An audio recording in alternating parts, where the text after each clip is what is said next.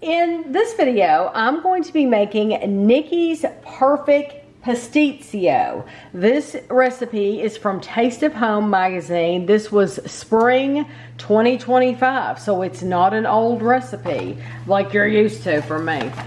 What you need for this is you need 2.5 cups of uncooked penne pasta, which you're gonna cook it. But I bought a box. This is a 16-ounce box. I'll use the whole box. You need 2 tablespoons of butter. We're gonna melt that. You need 1 cup of grated Parmesan cheese. We're using the Kraft. You need 1.5 pounds of ground sirloin. This is actually 2 pounds. You could only buy it in pounds like this, and so we're just gonna go ahead and use the other 1/2 pound. It won't hurt it. You need 1 medium onion chopped, which I have back here. You need 2 garlic cloves minced. I thought we had garlic. We don't. We have this minced garlic, which will be fine. You need 1 15-ounce can of tomato sauce. I have the red gold tomato sauce. You need a 1/2 teaspoon of salt, which I have here. You need 1 cup of shredded Parmesan.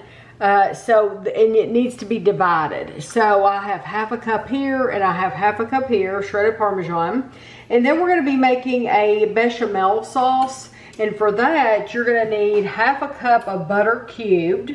You need 2/3 cup of all-purpose flour. You need 1/2 teaspoon of salt and 1/4 teaspoon of pepper. You need 4 cups of milk, which I don't have out yet because I'm just gonna have to put it back in the refrigerator. And you need 2 large eggs beaten. You also need to preheat your oven to 350 degrees, and you want to grease a 9 by 13 inch pan. So I use the Great Value vegetable oil to grease my pan. So the first thing you want to do is you want to cook your pasta according to the package directions. So the package directions on the penne pasta says bring 4 quarts of water to a rolling boil for each pound of pasta. Salt to taste if desired. You do not have to add salt. And then you want to boil it uncovered for 10 to 12 minutes. While our pasta is boiling, we're gonna add our sirloin to the pan and also our onion, and we're going to cook this all together until the meat is no longer pink. In a saucepan, you're going to melt the butter that you cubed, and once this is melted, we are going to add in our flour, salt, and pepper.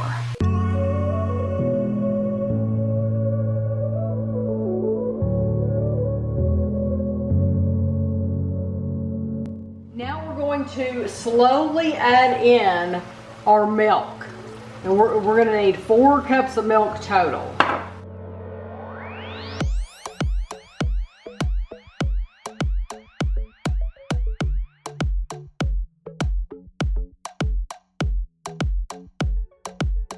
This mixture is going to come to a boil. And when it does, we're going to let it boil for 1 to 2 minutes until it thickens.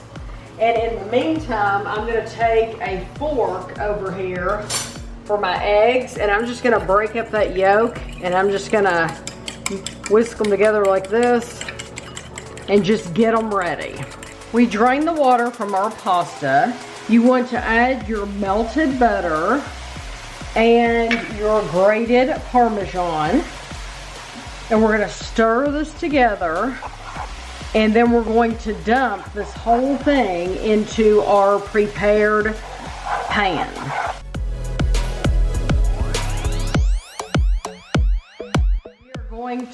Our meat is cooked, so we're gonna drain off the grease and then we'll be back. So to our meat, we're gonna add the tomato sauce,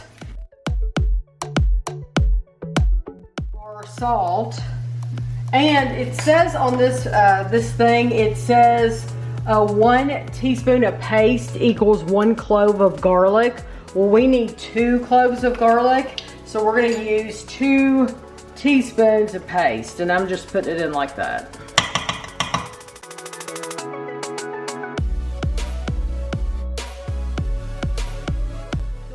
our sauce here. And we're gonna take a spoon of this. How much more, Kevin? I think that's probably good. You think that's good? And we're gonna beat it together. It says a small amount. A small amount, yeah. You could probably put a little bit more in there. I'm going to.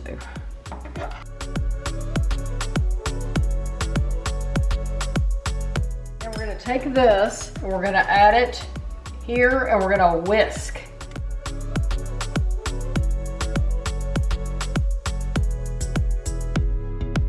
We're gonna take our sirloin mixture and we're going to pour it over top of our pasta.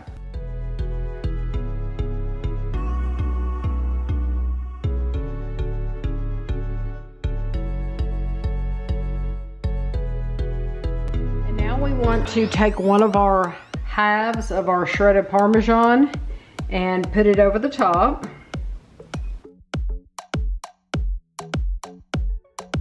Now we are going to take our sauce and we're going to pour it over the top.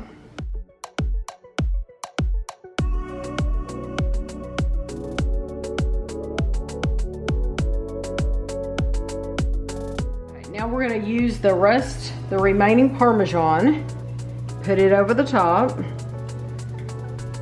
And it says you're going to bake this covered for 20 minutes and then you're going to bake it uncovered for an additional 30 to 40 minutes. So I'm not going to do it on camera because it makes a really loud noise and the camera doesn't like to film it when the Reynolds wrap. But I'm going to take Reynolds wrap, I'm going to put this over here.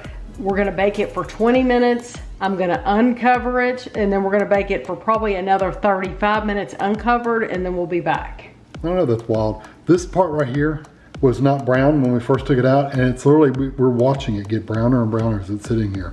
That's cool. That is cool. Science. Science. Yeah, that's pretty cool. I had it in for the 20 minutes. I uncovered it. I didn't even take it out of the oven. I just reached into the oven and took the foil off at 20 minutes and then I set my timer for 35. And so that's how long it's been in there. It's been in there for another 35 minutes. It's very heavy. Yes, yes. Yeah, this is a stick. Family of 8. Well, stick to your ribs type meal is what it seems like. All right.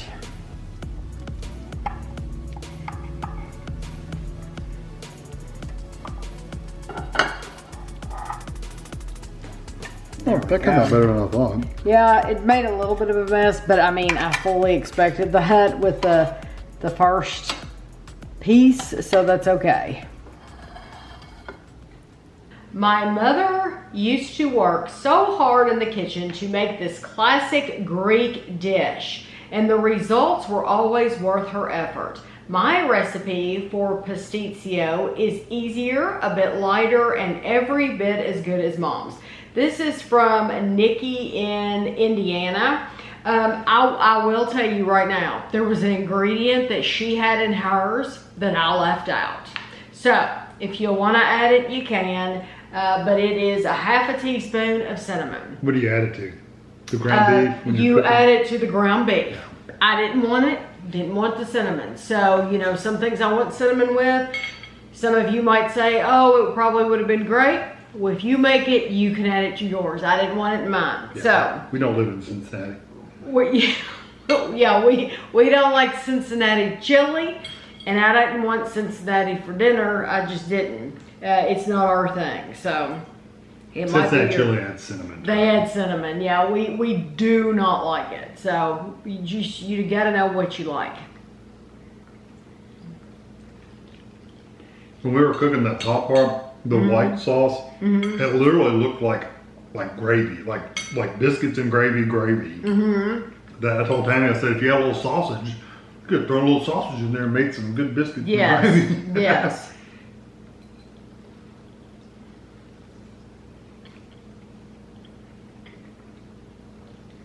I like the flavor. Very hot. Well, some pieces were hotter than others. Yeah. I do like not spicy hot, heat. Not spicy hot, yeah. It smelled when it was baking like it was going to be really garlic forward. It's not. That almost smelled like garlic bread in here. Yes, you really don't taste it though. I don't think it comes across as like heavy on the garlic at all. So the smell, yes, you're gonna get it, but not necessarily the flavor. I'm tasting mainly the sirloin itself, Yeah, and some of that tomato. yeah. I'm getting, when you get the white part, you taste a little bit of that like floury gravy kind of like flavor, literally like gravy on biscuits and gravy. It kind of has that cooked flour kind of flavor, not in a bad way, but that's what it tastes like. That is the hottest part.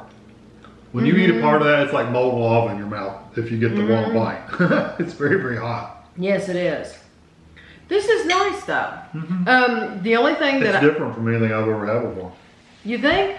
This the gravy on top is different. Okay. I've never had a pasta with meat and tomatoes. That's common. But to have all that like literally floured gravy, it's just different. It's good. Yeah, it is good. The only thing that I will add to it when the video's over, Some salt and pepper. I'll add some salt and Yeah, pepper. it needs some salt and pepper just to season it. And even though we added salt twice with two different things, and then we added pepper, it still needs salt and pepper. Yeah. I really do think I can so. even see pepper in the flour. Yes, you can see it, but you can't. It's you really just, can't taste it's it. really, yeah, you can't taste it. So this, to me, is great for a winter night. Oh yeah, very hearty. Yes, a cold night. This also, make sure you're feeding a big family. Yeah, we'll have leftovers for the next 4 days. Yes, there is a lot there, and Kevin's right. It is heavy. So you're going to be able to feed probably 6 people on this. Oh yeah. And if you put through some garlic bread with it, Right up to 8 people. this would be great with some garlic bread, some of that Texas toast, That would be good. or a side salad, something like that. But we're just going to have it just like it is because it's just us, so we very, don't very need good. anything else with it. Yep. But I do think this is a good recipe. And like I said, if you want to add the cinnamon, go ahead. I know you would have been able to taste it if we had done that. We just don't like that flavor mixed with our meat. But I think this is a really nice recipe. So I hope you enjoyed the video, and thanks for watching.